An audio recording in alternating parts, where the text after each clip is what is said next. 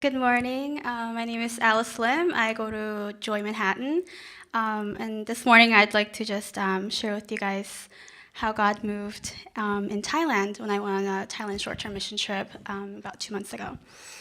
Um, as a lot of you guys know, Thailand is currently 99% Buddhist. And that's a really scary number. Before I went, and while I was there, I was, seeing all these Buddhist temples everywhere we go, every corner, and it really seemed, daunting and hopeless for us to reach into the Thai people's heart and spread the gospel.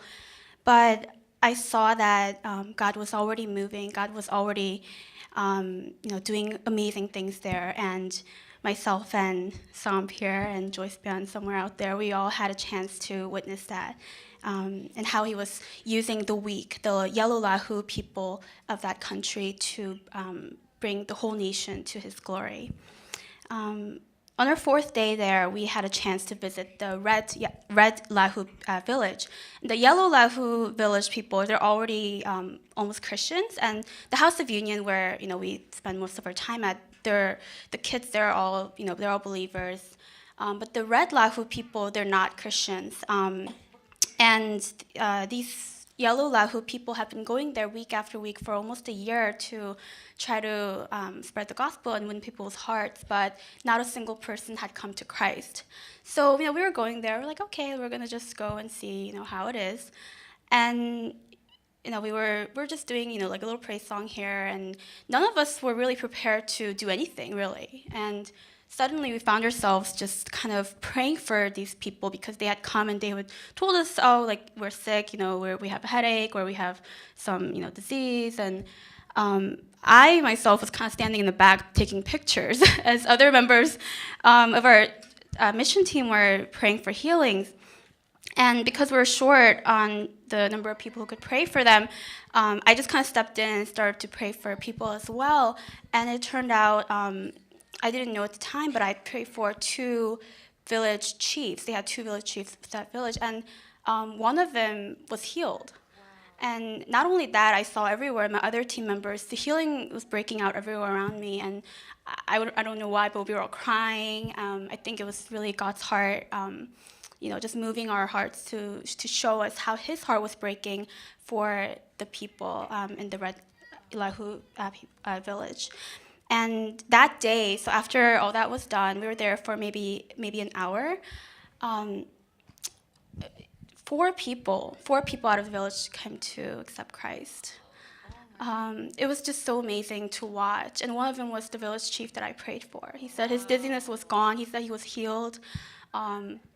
Yeah, so not that the weekly visits by the Yellow Lahu people were in vain. I'm sure God was planting seeds the whole time, but our mission team wasn't even well prepared for any healing ministry or to evangelize. But God gave us the honor of being in that in the midst of that history making, the four first Christians of that village. So that was just so amazing to watch.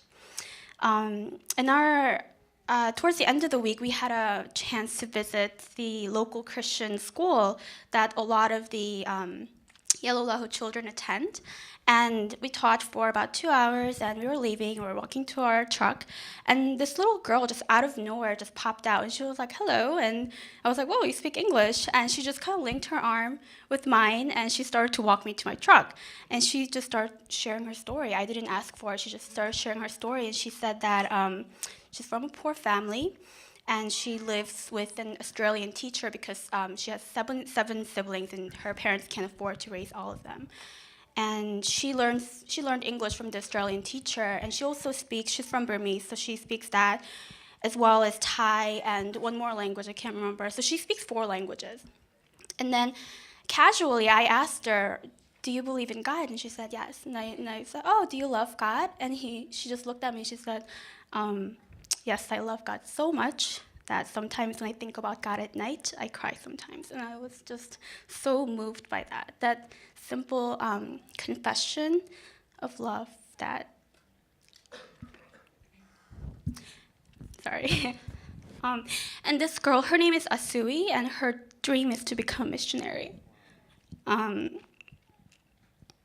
And I was just so amazed by how this young girl from this poor family has a heart for Christ, has a heart for her people, the Burmese people, has a heart for Thailand.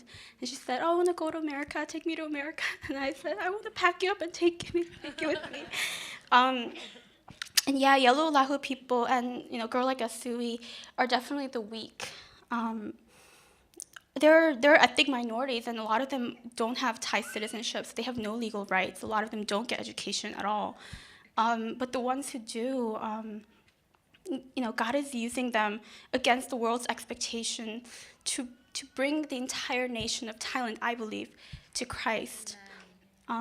Just imagine with me how amazing it would be if the kids at the House of Union, who are already Christians, if they grow up to be Christian leaders, missionaries, scientists, teachers, doctors, engineers. God's love and the good news would be just spread through these kids. A lot of them are learning English, but they speak Thai, they speak Yellow Lahu language, they speak Black and Red Lahu language. Thailand is, 99% Buddhist, as I mentioned before, and that's a really daunting percentage, but our God is great. Amen. And we should expect great things from him. At this time, I would like to just challenge you all to attempt something great with God, whether it's supporting the House of Union or signing up for that next mission trip, or just, if you're still doubting, if you're still wondering, take that leap of faith and really explore who God is.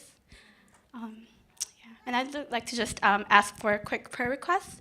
Would you guys please pray for the House of Union children, that their walk with God would be, intimate, that they would stay safe. A lot of them they don't have really good family members to take care of them. And also, would you guys pray for Somchart, the House of Union leader? He's the staff. He takes care of everything. So please pray for wisdom for him. And also that all children will be sponsored. I think there's a few children who are waiting to be sponsored.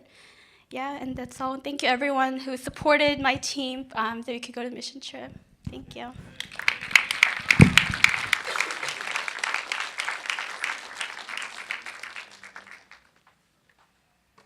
Let us pray.